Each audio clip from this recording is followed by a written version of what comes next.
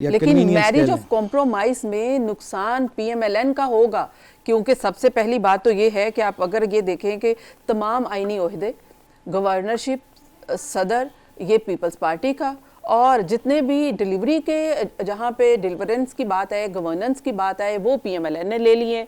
तो अब ये तो यहाँ पे अब बैड गवर्नेंस होगी तो ये तो खाता फिर पीएमएलएन को ही भुगतना पड़ेगा। भुगतना पड़ेगा नहीं, भुगत रहे हैं। अब तो हम सिर्फ भुगतने के लिए बैठे हैं। अब हमारे पास we have no other choice.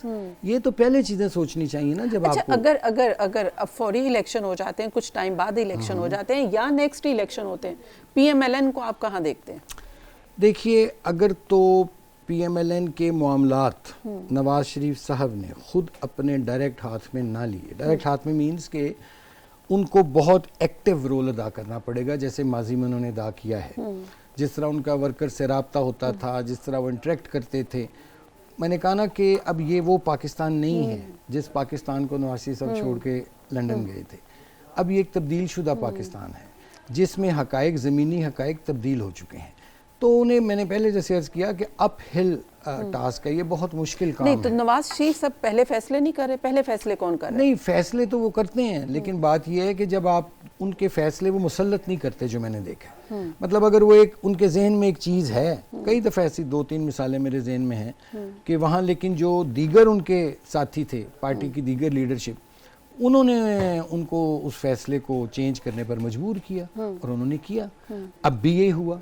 PDM की गवर्नमेंट में नवाज शरीफ साहब चाहते थे इलेक्शन कराना, लोगों ने नहीं उनको करवाने दिए, जो पार्टी के लोग थे। पार्टी के लोगों में कौन किसकी बात करे? अब अब बाकी लीडर है। इतने, बाकी रहनुमा या बाकी जितने भी लोग हैं, क्या वो इतने स्ट्रांग होते हैं कि वो फैसले करें और नवाज शरीफ साहब या क़यादत मान ले? मैं आपको एक अर्ज करूं, पार्टी में नवाज शरीफ साहब को मैं, जैसे मैंने पहले अर्ज किया कि वो अपनी राय मुसल्लत नहीं करते, वो ब्रॉड कंसल्टेशन में बिलीव करते हैं, ठीक है। और उस ब्रॉड कंसल्टेशन में जो लोग तब भी जो जिनसे मुशावरत करते रहे या अब भी करते रहे, उनके अपने पर्सनल एजेंडाज हैं। मतलब आपके सामने एक चीज हो कि मैंने हर सूरत, हर कीमत, मुझे डंडा और झंडा चाहिए, मुझे इक़्तिदार चाहिए, वो फिर ऐसे हालात पैदा कर देते हैं लीडरशिप के लिए कि लीडर को बेबस कर देते हैं। मैं समझता हूँ वो कौन है? मैं ये सारे माइनस नवाज शरीफ साहब, एवरीबॉडी। जाहिर है कि ये गले में ढोल ढाला है, बजाना तो पड़ेगा, और इसको बजाने के लिए कोई बचने का भी रास्ता है कि एटलीस्ट इसको बजाकर बचा भी जाए, पीएमएलएन की सियासत भी बचा ली जाए, और कोई ऐसी परफॉर्मेंस की, कोई ऐसी चीज़ के कोई काम कर लिया जाए ताकि अवाम में दोबारा जा सकें एटलीस्ट। देखिए, उसके लिए वो तो वक्त गुजर गया। मैंने जैसे पहले अर्ज किया कि you have missed the bus. अब आप एफर्ट करें, मेहनत करें, वर्करों से जो टूटे राब्ते हैं वो बहाल करें, खुशामदियों, और ये जो एक टोला होता है जौन सा जो खुशामदी, मैं उनसे कहूँगा सिंपल वर्ड्स में, उनसे बचें। और खुशामदी बार बार जो आप कह रहे हैं, ये टोले का जिक्र कर रहे हैं, ये खुशामदी टोला कौन सा है?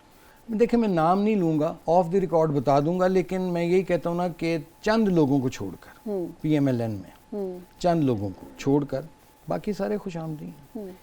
एक लीडर के पास जाएंगे तो उसकी मर्जी की बात करनी शुरू कर देंगे, दूसरे लीडर के पास जाएंगे उसकी मर्जी की बात शुरू कर देंगे, लेकिन अंदर अपने पर्सनल एजेंडाज लेके बैठे हुए हैं। अच्छा, इन्हीं लोगों ने बेड़ा गर्क किया मुस्लिम लीग और नवाज शरीफ को आज ये दिन दिखाया इन्होंने कि हम सिंपल मेजॉरिटी तक नहीं ले सकते। अच्छा, क्या वजह होगी? पहले तो मैं खासकर आसिफ करमानी की शख्सियत की बात कर लेती हूँ कि उनको क्या वजह हो गई है कि वो पार्टी से, नवाज शरीफ से इतने नाला नज़र आ रहे हैं कि वो इतने दिल गिरफ्ता हो गए हैं कि अब वो पार्टी के बारे में ऐसे कमेंट्स रखते हैं। अगर आप ही ऐसे रखते हैं तो अवाम की राय तो फिर अल्लाह ही जाने। देखिए,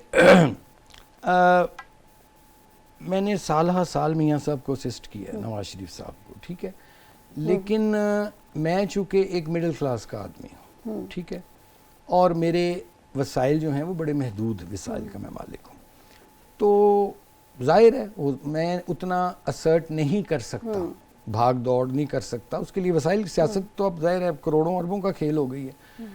तो मैं समझता हूँ कि हो सकता है उनको ये चीज़ हो कि ये थोड़ा सा मैंने इतना कोई बहुत बढ़कर रोल नहीं प्ले किया, हालांकि मैंने सेनेट के प्लेटफॉर्म पे, मैंने जहाँ भी मीडिया में, मैंने हमेशा पार्टी को डिफेंड किया। हाँ, नहीं, क्या पार्टी की कोई ऐसी कोई एक्सपेक्टेशन थी कि डॉक्टर आसिफ करमानी जो है वो कुछ ऐसा करें जो आपने नहीं किया?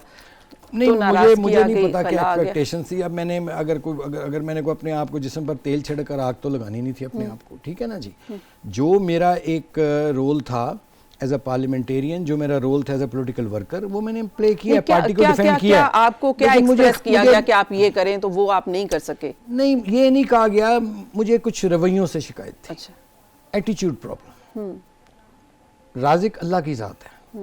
आज नवाज शरीफ साहब और शहबाज शरीफ साहब कुरान पाक पे हलफ उठा के बताएं क्योंकि मैंने 4 आने का उनसे फ़ायदा लिया हो। मैं बहुत बातें कर सकता हूँ लेकिन मुझे जो वाइब्स थी वो ठीक नहीं आ रही थी। तो सियासत जो है वो इंसान इज्जत के लिए करता है। तो मैं तो इसमें कम से कम बिलीव करता हूँ कि सियासत इज्जत के लिए की जाती है। और जहाँ आपको मालूम हो कि आपकी थोड़ी सी अगर कोई ज़रूरत नहीं है तो मैं तो वो बंदा हूँ, अगर किसी को मेरी ज़रूरत नहीं है तो मुझे भी किसी की ज़रूरत नहीं है। बाकी मुझे इन चीज़ों पे इख्तलाफ था और मैं मियाँ साहब को लिखता रहा जब वो लंदन थे कि मत लें ये, अब ले ली है पीडीएम की गवर्नमेंट, फ़ौरन इलेक्शन में जाए। चलें, आपने 25 मई वो इमरान खान ने कह दिया मैं धरना लेके आऊँगा जी, तो आपने कहा जी हम ब्लैकमेल नहीं होंगे। तो 25 मई को जब उसका धरना नाकाम हो गया था, आप फिर इलेक्शन में चले जाते। आज आप ठीक ठाक अक्सरियत से बैठे होते और ये जो रुसवाई हमें हुई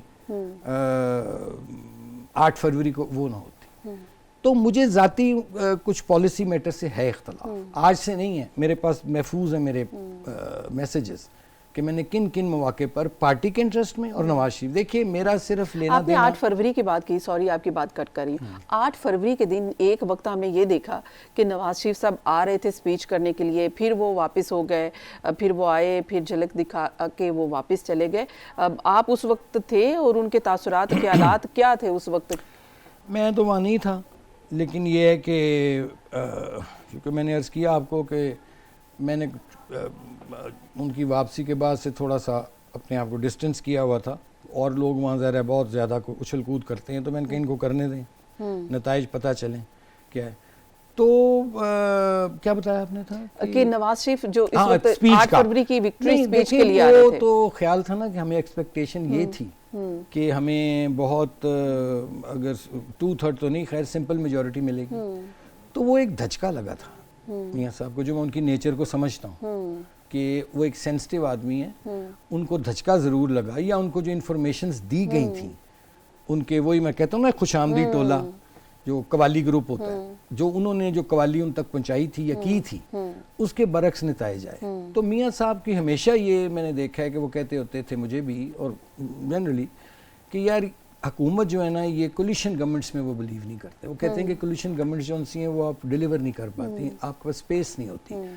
तो वो तो शायद अगर विक्ट्री स्पीच करना चाहते थे तो उनका ख्याल होगा कि शायद हमें सिंपल मेजॉरिटी मिल जाएगी, लेकिन जब सिंपल मेजॉरिटी नहीं मिलने की खबरें आना शुरू हुई तो मेरा ख्याल उन्होंने बिल्कुल ठीक फैसला